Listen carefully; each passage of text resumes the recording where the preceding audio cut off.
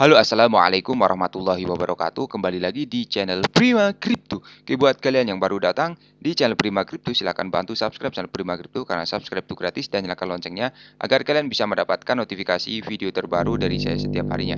Ya, terima kasih buat kalian yang sudah subscribe. Semoga rezeki makin lancar dan selalu profit setiap hari. Buat kalian yang belum join di channel Telegram, silahkan join melalui link yang ada di deskripsi di bawah video ini, teman-teman. Jadi kesempatan kali ini kita akan mencoba membahas Shiba Inu ya. Bagaimana kabar kalian Shiba Army? Semoga dalam keadaan sehat dan cuan everyday. Hari ini untuk Shiba sedikit mengalami penurunan teman-teman 0,92%. Data dari CoinMarketCap dan harga saat ini 0,19 rupiah. Volume perdagangan dalam 24 jam terakhir ada penurunan 39% dan Shiba masih berada di peringkat ke-13 ya data dari CoinMarketCap. Sebelum kita bahas lebih lanjut mengenai Shiba, kita pantau dulu ya untuk hari ini. Ada kenaikan global crypto market cap dan BTC masih di 331 juta, Ethereum 23.200 dan BNB masih di 4,6 juta rupiah teman-teman. Kemudian video ini sekali lagi hanya sharing ya, berbagi ke teman-teman semua. Segala keputusan untuk berinvestasi ada pada diri kalian sendiri. Gunakan dana bebas ya jika ingin melakukan investment. Jadi ada berita menarik dari pendiri Ethereum ternyata menyumbang ke Turki ya setelah Shiba Inu memimpin tweet pengembang teman-teman. Jadi pendiri Ethereum Vitalik Buterin menunjukkan keyakinannya pada pengembang utama Shiba Inu.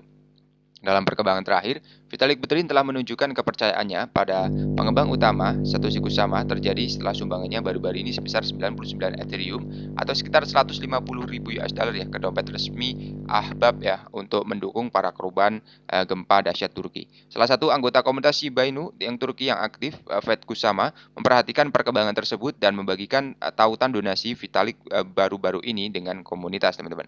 Tindakan kemurahan hati ini terjadi tak lama setelah Satoshi Kusama menyebut alamat Ahab di Twitter sebagai penerima donasi yang sah dan dapat dipercaya untuk mendukung rakyat Turki. Dalam sebuah tweet kemarin, Satoshi Kusama menulis oke tempat yang sah ya untuk menyumbang ke Turki teman-teman. Jadi perlu disebutkan bahwa Vitalik Buterin memiliki hubungan jangka panjang dengan Shiba pada tahun 2021 dan penciptanya Ryoshi menghadiahkan Vitalik 50% dari pasokan Shiba Inu. Vitalik menjadi berita utama saat dia menghancurkan 40% pasokan dengan mengirimkannya ke dompet mati ya. Kemudian dia menyumbangkan senilai $1 miliar ya ke dana bantuan kripto India yang dijalankan oleh pendiri Polygon ya, Sandeep Nailwal teman-teman. Kemudian tambahan di sini mengenai Shiba, burn rate lonjakan 1.364% mengikuti terjadi pada Shiba ya teman-teman. Jadi untuk baru-baru ini diterbitkan oleh data platform pelacakan Shiba menunjukkan bahwa selama 24 jam terakhir pasukan kripto anjing paling populer kedua telah melonjak lebih dari 1.364 sebanyak 9,6 juta Shiba yang dikirim ke dompet yang tidak terpakai. Jadi pada hari Jumat ini tingkat pembakaran di bawah 0 karena kurang dari 1 juta token dipindahkan ke alamat Inferno teman-teman. Jadi tingkat pembakaran meningkat seiring dengan harga koin meme. Selama 24 jam terakhir, nilai tukar Shiba USD telah meningkat sebesar 3,31% setelah turun hampir 16% ya sejak hari Rabu.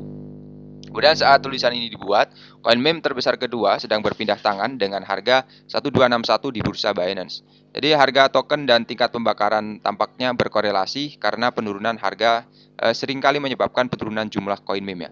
Pengguna Twitter Kuro juga telah membagikan tanggapan layar dari obrolan Telegram dengan pengembang utama token yang dikenal sebagai Satoshi Kusama di media sosial.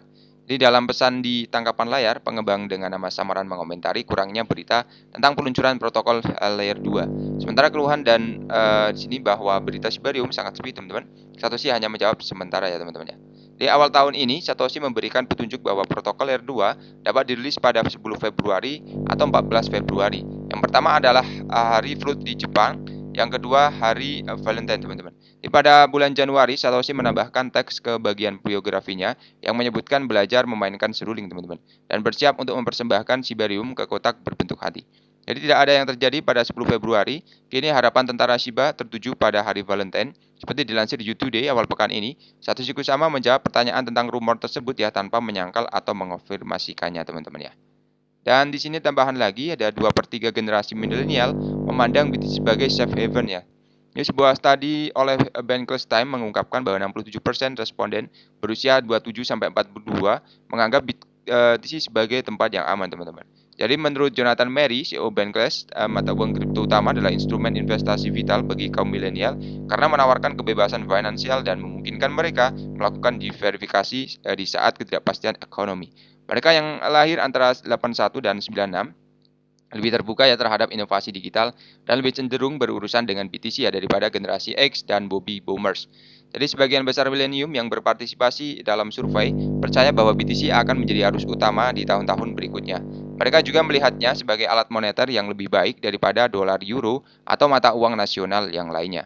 Jadi sifat aset yang terdesentralisasi, kemudian batas persediaan yang terbatas, tampaknya menjadi manfaat paling penting ya bagi kelompok demografis untuk mengklasifikasikannya sebagai tempat berlindung yang aman. Jadi berada di luar jangkauan, bank sentral berarti BTC bukan subjek dari kebijakan moneter ya yang meragukan yang diperkenalkan oleh pemerintah teman-teman. Jadi studi yang dilakukan pada tahun 2021 menunjukkan bahwa hampir 50% jutawan milenial telah menginvestasikan setidaknya seperempat dari kekayaan mereka dalam mata uang kripto, teman-teman. Jadi 36% generasi milenial dan 51 generasi Z bersedia menerima sebagian dari gaji mereka dalam BTC pada November 2021. Dan selain itu, 45 generasi milenial dan 46% mempertimbangkan untuk berinvestasi dalam aset digital sebagian dari rencana pensiun mereka, teman-teman. Menurut survei Charles SC Schwab ya. Hampir setengah dari peserta tak ikut-ikutan di luar akun ya. Dan tambahan lagi, dari layanan Coinbase ternyata menghadapi pertanyaannya setelah penyelesaian SEC Kraken. Jadi meskipun pendapatan Coinbase saat ini mempertaruhkan relatif kecil, ada potensi pertumbuhan yang cepat jika Komisi Sekuritas dan Bursa Amerika Serikat tidak bertindak layanan ini sama sekali. Berbicara satu hari setelah agensinya mengeluarkan denda 30 juta dolar dari Kraken dan kesepakatan untuk menghentikan operasi staking, Ketua SEC Gary Gensler juga memperingatkan platform lain yang untuk mencatat dan mengisyaratkan kemungkinan penyelidikan lebih lanjut ke pihak lain. Jadi Coinbase yang menawarkan bisnis sendiri bisa menjadi salah satunya. Sahamnya turun 14% pada hari Kamis menyusul berita Kraken dan tweet CEO Brian Armstrong, teman-teman. Jadi Chief Legal Officer Coinbase, Paul Grewal, berpendapat di Twitter pada hari Kamis bahwa bisnis mempertaruhkan pertukarannya pada dasarnya berbeda dari Kraken yang dia gambarkan sebagai produk hasil, dan dia menegaskan kembali hal ini dalam sebuah pernyataan kepada CoinDesk dan pada hari Jumat mengatakan bahwa program staking Coinbase tidak berpengaruh ya oleh berita. Kemudian hanya sebagian kecil dari pendapatan Coinbase saat ini berasal dari produk dan berarti dampaknya akan relatif rendah ya, kata John Tornado dari Nedam dalam sebuah laporan pada hari Jumat yang menurut Coinbase. Kemudian di sini mengenai Coinbase tampaknya tidak melihat ancaman langsung terhadap program sebagai hasil dari penyelesaian kemarin, teman-teman. Jadi perasaan kami adalah bahwa percaya bahwa tindakan SEC kemarin bukanlah peristiwa yang satu kali saja. Jadi ketika market sedang bagus-bagusnya, SEC kembali meneliti ya. Jadi makin dia masuk ke dalam kripto ya, maka koreksinya juga akan dalam ya teman-teman jika ada kejanggalan yang ditemukan, teman-teman. Jadi untuk kesimpulannya, Shiba semoga saja tetap bertahan ya di market seperti ini, dan terima kasih ya sudah menonton video ini. Share jika video ini dirasa bermanfaat ya teman-teman. Sampai jumpa di video selanjutnya. Wassalamualaikum warahmatullahi wabarakatuh. Salam profit teman-teman.